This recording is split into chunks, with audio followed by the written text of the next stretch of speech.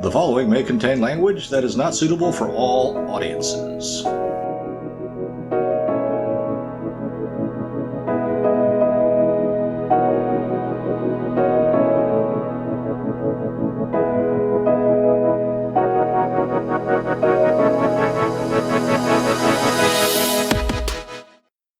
All right, it's time for the Low Fact Podcast.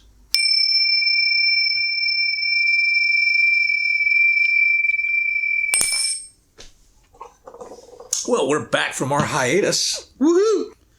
And you said you had some stuff you want to talk about? It just went out of my head. Oh.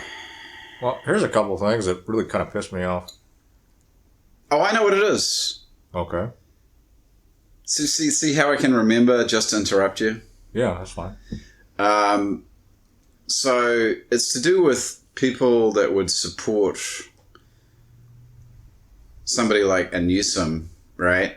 Knowing full well that his policies are basically hurting them, right? So I'm talking about like people who are like left-leaning, maybe business owners, people that have been really hurt really hard by, pretty much the Democratic policies, right? Yet they seem... You mean Democratic Party policies? Democratic Party policies. Yet they seem unwilling to move away from somebody like who's basically responsible for these things that are hitting them. It to me, it's like it's irrational, because I'm like, are you watching your business die, and yet you're still supporting this guy that's basically going to ensure that you don't have a shit show in the next few years. It just doesn't make any sense. Okay. So why would you do that? Why would you continue to support somebody that is essentially hurting you? That I don't understand. I don't understand it. Well, I would venture so far as to clarify, because I don't think it's one person that can make that much of a difference. Make any difference, actually. Oh, you mean it's not just... Well, it's not one guy. Right. It might be a party platform, for one. And I don't think that there's somebody who's a business owner, to take your example, that would be supporting it. Because if they did, loads of businesses would not be leaving the state, as they say is happening. So you think it... Because this is all in my this is all in my head as to what's going on. Well, we can unravel that. Like, it's not. We can unravel that, because I think a lot of people. The thing I was going to say was, and I noticed this when watching various infotainment type shows that sit there and say stuff like, you're talking about what is ostensibly a news show, right? Well, it's not even supposed to be a news show. It's just kind of informational entertainment. Like, give an example. Well, any of the primetime shows on Fox, really. Okay. All right. Because they're telling all these people. Well, for one, they like they would sit there and say, "Oh, the people that serve in the military are the best people, the greatest people," right? And you're the people that have been placed in positions of authority over you, they're the hacks. But if you take that out and don't focus on that, that's like saying, you, normal guy, you're one of the best people there is. It's all these people above you that you might have voted for or acquiesced to. It's all this junk that's above you that's fucked up, that's keeping you down. And that really kind of applies to the other spectrum too. Hey, college kid. Hey, young kid out there now trying to make your living, trying to make your way. You're one of the best people. And, the patriarchy, the man, the white people, the whatever are keeping you down. And I'm just sitting there going, well, let's take a step back here and say, are you in control of your life or aren't you? Number one. Because if you're in control of your life, then saying that shit is all BS. Because if you say that stuff, then you're saying I'm not in control. Well, Not necessarily. It's to me. It's like sitting there telling a person who might act in a counterintuitive way. You know, let's say you're walking down the middle of a street in a pretty high crime area with a wad of money, waving it around, and then you get jacked, and then you go to that person like, you did nothing wrong. Well, yeah, technically you didn't do anything wrong, but you sure did add to a whole lot of temptation and put yourself in a situation that was just not very good. Yeah. So if you believe that the populace really controls things and that voting actually matters, then it's your fault that all this crap's going on.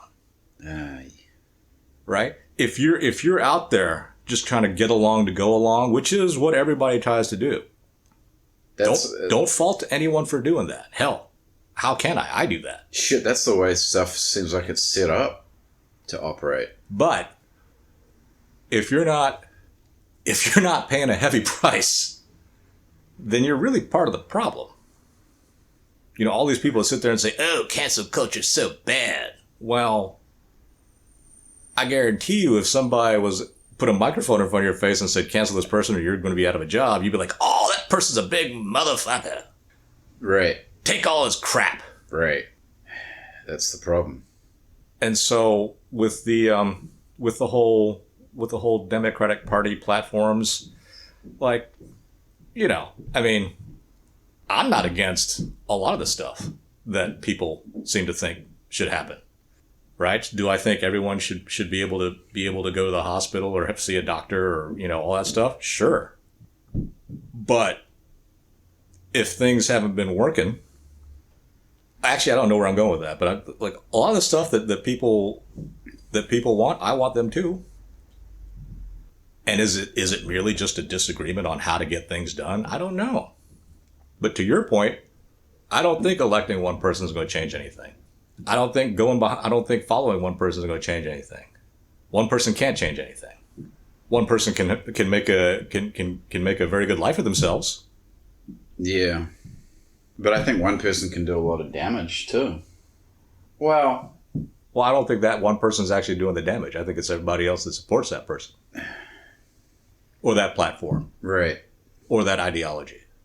Yeah. Maybe it's just, I don't know. Maybe it's just simple to think it's a nice idea to think of that a lot of it stems from him, though. Well, I think that... I mean, I just don't want to hear him or see his face anymore. Well, I don't like him very much either. You know? Truth be told... I think he's a schmuck, you know? Truth be told, I didn't vote for him. Yeah.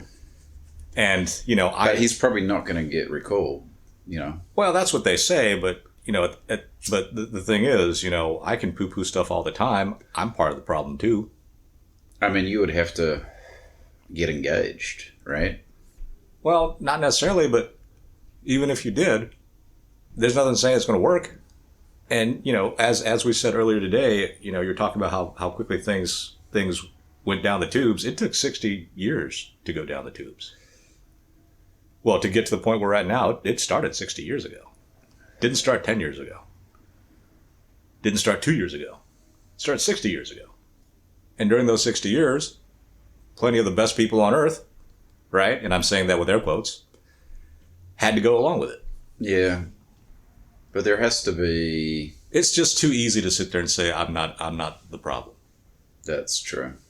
Because everybody thinks they're not the problem. Well, then this problem just manifested itself on its own. It's just like all those people that sit there and talk about how horrible and how bad the screens are and how people are addicted to their phones as whatever, as they're playing on their phones. I mean, it's really kind of... Well, I remember early on when it was basically like the younger generation had the older generation had the older flip phones, right? And the younger generation were on the smartphones, right? And there were all these old people chiming in, talking about these kids on their smartphones and how they're not looking around, they're not doing this, not doing that. And now everybody's on the smartphones and everyone has the same thing going on with the smartphones, i.e. looking at their phones while they're crossing the road. Right? I'm like, you're going to get fucking hit by somebody. Right? So, yeah. I mean, it's just everybody is Everybody complains about it, but now everybody's in the same boat with the phones. Well, I think the solution's pretty simple then. Get rid of the phones? No, just don't do it. Yeah. But it's too easy. How are you going to get along? Blah, blah. Well, I saw a fun fact. Apparently the new generation of kids is now, they're all about like less texting, and they're like, oh man, there's a thing called a phone call. That's just great. Like you can just connect, and apparently they're all making phone calls again now. I'm like, wow, so you're actually using the phones for what it's designed for. Congratulations. Well, these things aren't designed. The things we got now are designed for that. They're designed to be handheld computers. They're also designed for a phone call. So? Well, I'm just saying the kids they're making calls now. Apparently Good. That's the new thing. Good. So they're getting away from like incessant texting, and I mean they're probably doing video calls and things, but look, there's more calls happening. There are times when doing stuff on text is a lot more convenient. Like, you don't want to talk to somebody. I know. I can totally understand that. There are plenty of people I don't want to talk to, so it'd be much easier to say, hey, fix this. Right. I've got this problem, whatever. Right. But at the same time, you have to make some fundamental choices. But just coming back to the Newsom thing, I think the tendency that we all have is to look for to have somebody else fix the problem, and to say this is the guy, or this is the gal. That right? Stems from having somebody else fix the problem. Right. So we appoint a new person, and then they're going to fix the problems. Well, that's kind of a stupid thing to think. But that's the narrative, right? Like that's the right narrative on the right too. Oh, well, if we have these other guys, right? If we have our guys, then California's going to be going back uphill again. I mean, it might improving again. It might with 60 years worth of fight. 60 years, maybe less. I don't know, but think about it. It took 60 years for things to turn out this way. Yeah. Well, that's just great. It didn't happen overnight. It just seems to, because, you're too busy trying to make a living, trying to do whatever, trying to get married, trying to have sex, trying to whatever. I'm not gonna blame anybody for that. I'm part of it. I'm a colossal failure at it, but still, to sit there and say that you can't be corrupted, that's a load of BS that's taller than Mount Everest. That's a lot of BS. Everyone can be corrupted.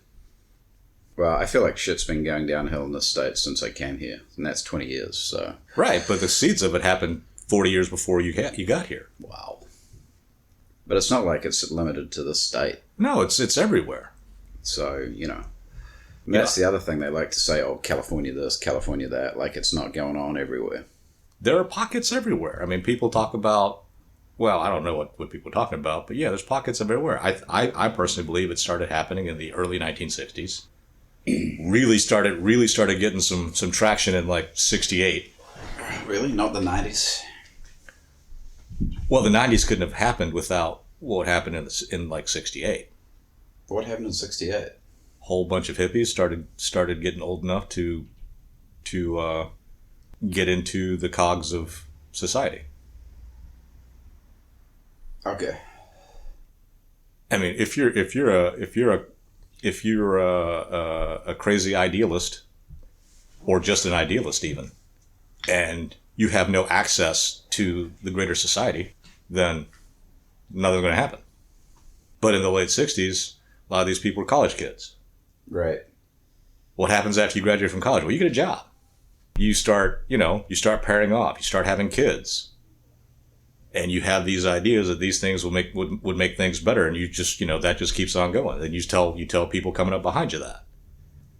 Some of them, well, I don't know. I think everybody kind of believes it. I know I did.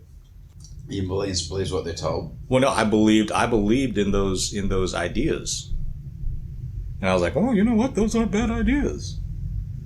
And truth be told, they're not. But can that stuff happen? I don't think so. Can you get a whole bunch? Can you get the entire population to believe that every person on Earth is their brother, and that we should help each other out? Hey, That's a great idea. Hey, that sounds cool. Everyone treats everyone else like they're a part of a really good, cohesive working family.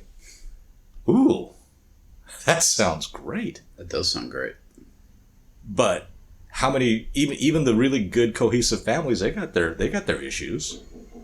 Everybody's got the crazy uncle.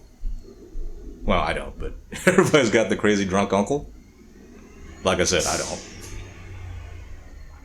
There's always the crazy family member. You know, there's going to be some friction.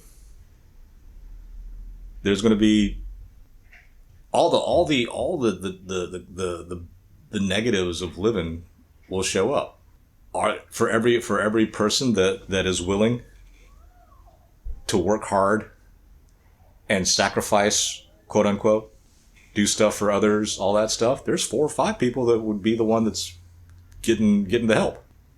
This is off topic, but I this past couple of weeks I was thinking about what got me started thinking about it is because I had a conversation with a friend many years ago about crime and poverty, and how the conventional wisdom is poverty causes crime, and that friend was like, well, it's actually the opposite. It's the crime that causes the poverty. And I'm like, well, yeah. And so I started thinking about success and hard work more recently, the past couple of weeks, maybe past couple of months, because, you know, I don't exercise with music. So basically my exercise turns into me just kind of thinking about whatever thing pops into my head. Oh, I would want to exercise with music if that was going on. Well, the reason why I don't exercise with music is because I read something many years ago saying that makes your workouts less effective because you're kind of zoning out. Okay. There's a lot of people that feel motivated when they listen to music, but... Okay, well, how motivated are you going to feel if I start playing...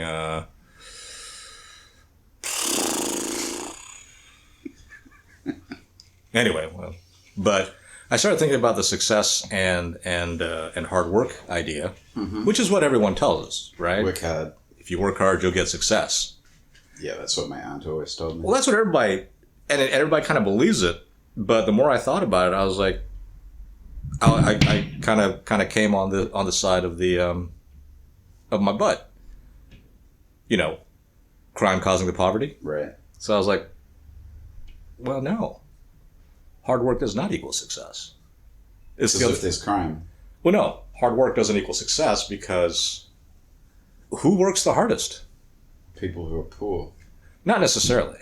The hard work is motivated by the success. So it's not that the hard work causes the success. I think the success causes the hard work. You mean you see... I don't understand. So you see that you are getting success through hard work? You see you're getting success, so you work harder. Okay. But they're not necessarily... I don't know how much of a causation element there is. A, hard work causes B, success. Right. Because plenty of people work plenty hard. And success does not come to all those people. Yeah. It's not, what I'm saying is it's not like a zero, you don't start at zero and you start working really hard and then you get the success. Although that's what we're all trained to believe. Well, because there's an element of justice to that. We all want to believe that we deserve the good things. Mm-hmm. And my point of that was always, well, if you deserve the good things, then shouldn't you also deserve the bad things? No. Right. That's where we all go, essentially. No. I don't deserve any of the bad things that happen to me because I'm a good person. I work really hard. Or I'm a good person, period. Right. So I don't deserve any of the bad stuff. Mm-hmm. I didn't do anything to deserve this. Mm-hmm. Which I'm kind of like on board with. I think a lot of us are. But how many of us think that hard about our deservedness when, you know, we get hit by like the good fortune fairy? Well, that's funny. We don't really. Right. Because then we justify like, well, I deserve all this good stuff. Right. Well, if you didn't deserve all the bad stuff, then why deserve? And I know I'm a broken record on this. You've said it a few times, both on the podcast and off the podcast. To put it lightly, yes. But I understand that really that comes down to a real fundamental base level need in our species, it seems. It's like a sense of justice. That's what I'm saying. Thank you for recapping what I just said. Did you just say justice? No, at the very at the beginning of my little soapbox, yeah. Okay. I guess I should listen. It doesn't matter. That's like the whole thing. Like everybody's the pundits on the conservative side of the fence, and everything that the conservatives say about the leftists say about the conservatives. It's a mirror image. It's like the exact same arguments. The people on the conservative side or the right wing side of stuff are saying stuff like, "Oh, the lefties are incrementalists. They want to destroy everything and blah blah blah blah blah blah." Mm-hmm. Lefties say the same thing about the right wingers. Oh, they're incrementalists. They just want to keep chipping away at all these basic things, and they want to enslave you. Blah blah blah blah blah blah. That's true. So at that point, why don't all of us normies sit here and say, why are you guys sitting there saying that there's only one game in town and it's you guys, and everyone has to jump on board and play this game? Because the only people that are sitting there winners in that game are those guys. Yeah. Take your pick. Nancy Pelosi, Joe Biden, Lindsey Graham, Mitch McConnell. Those guys have been in power for the last 40 years. Oh, man, it's so true. And they sit there and talk about how the other guys are just evil. And so you got to defeat evil by standing in line with them? It just makes no sense. Now, I'm not saying throw the bums out, because new bums are going to come in and they're going to do the exact same thing. I don't know. I think it'd be nice to throw some of the bums out. Well, it might feel kind of good. Yeah. What's the old joke that the teachers used to say about being teachers? I don't know. It's like taking a piss in a brown suit. Which is what? You get a warm feeling, but nobody notices. Oh, that's terrible. Number one, do we still want to live in a society, live amongst people? That's the first answer you have to give. And the answer is going to be yes. Well, the answer is personal. But for most people, I think the answer is going to be yes, because the alternative is to go out and live somewhere like some kind of wild animal and probably die before you're 30. So, okay, we've established that we want to live in communities. Okay. Because, we've been doing it for pretty much our entire existence as a species. So, and we've done pretty good as a species. Yep. So, okay, that's something that we want to do. Now, how? Wait, but what does that community look like? That's the question. Because if you notice, all those communities are kind of the same. So there's some basic level stuff that's inherent in all of us, and one of them seems to be we want to tell other people what to do, or we want other people to agree with us. Okay.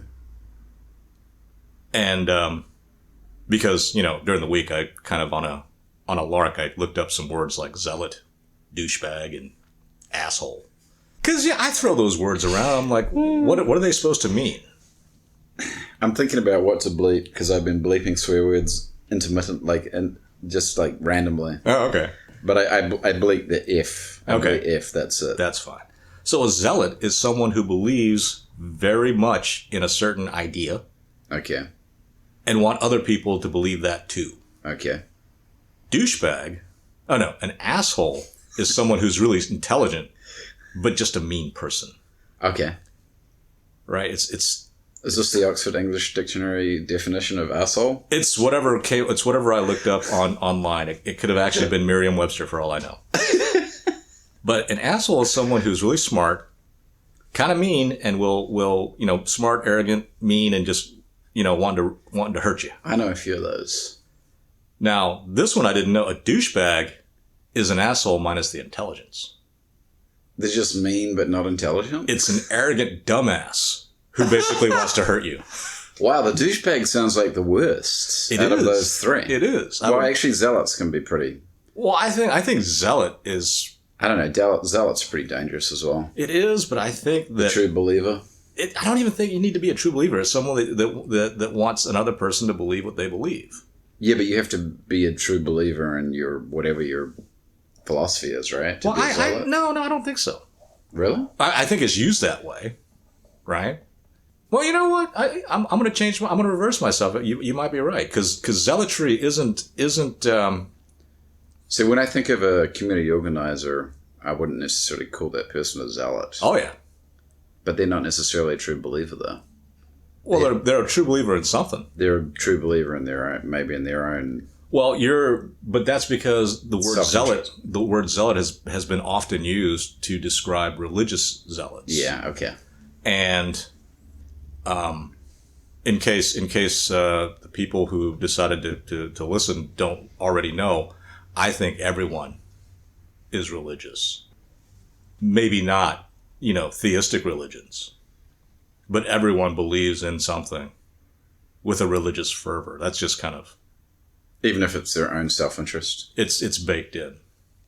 Okay. You either a faithful believer of a deity or a humanist, for lack... I probably should have looked this up too, but I'm going to call humanist? I'm going to call it a humanist because... You're going to have to start using my ancient dictionary.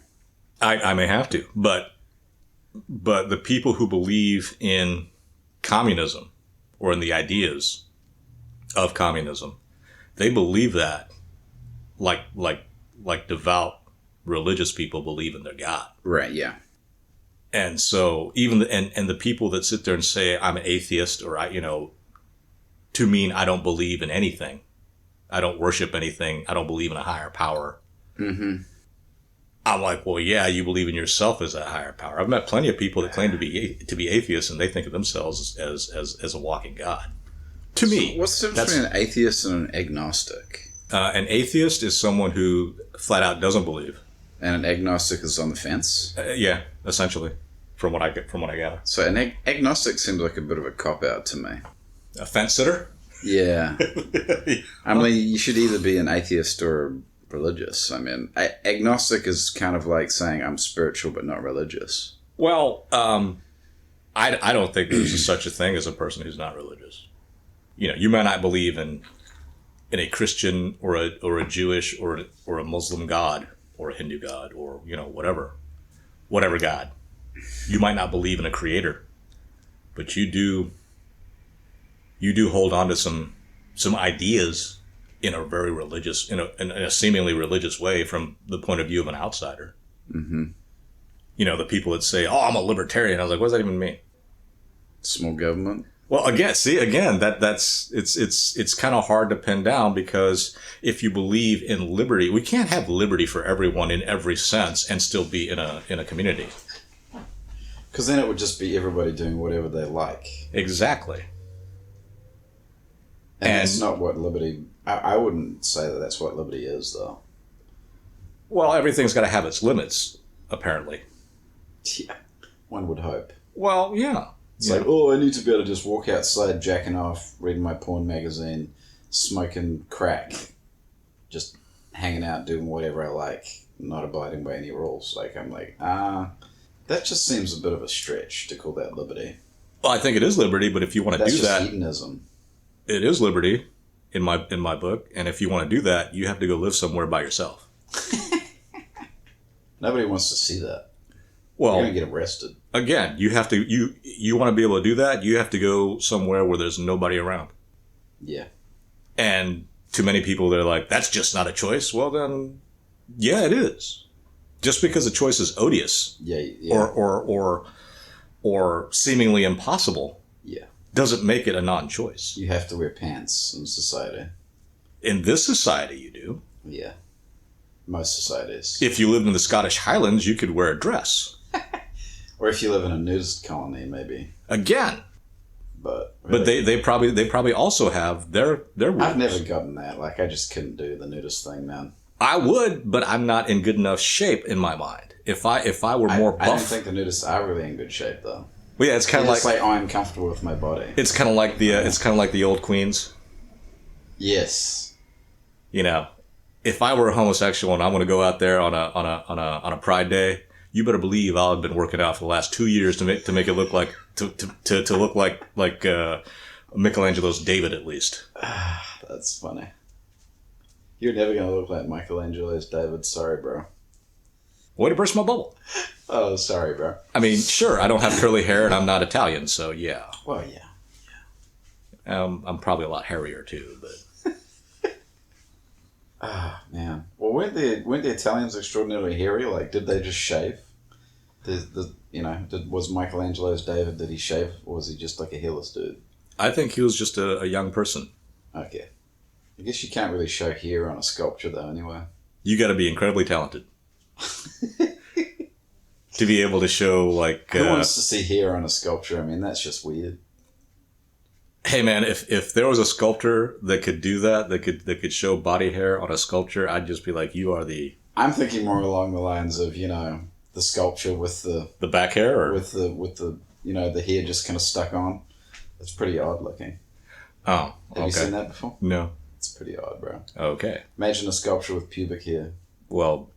Like real hair. It's not... I think I saw it in an art exhibition one time, and I was like, this is not good.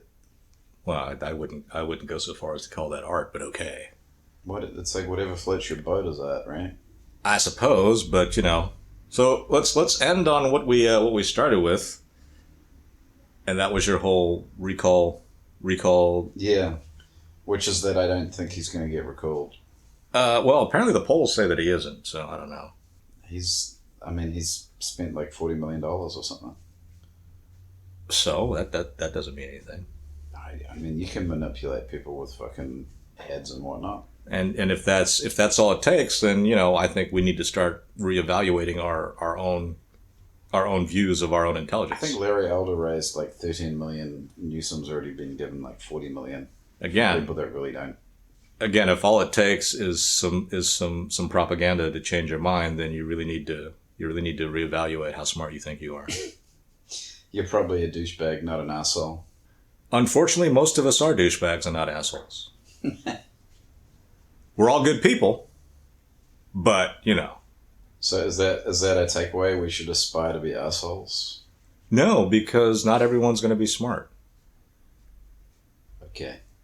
But I think we should aspire not to be someone who takes advantage of other people needlessly.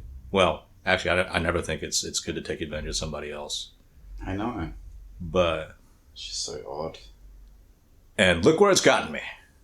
Sitting here in my apartment, or in our studio. / apartment. And sorry about all the noise. I have new neighbours upstairs and they're like fucking elephants. All right.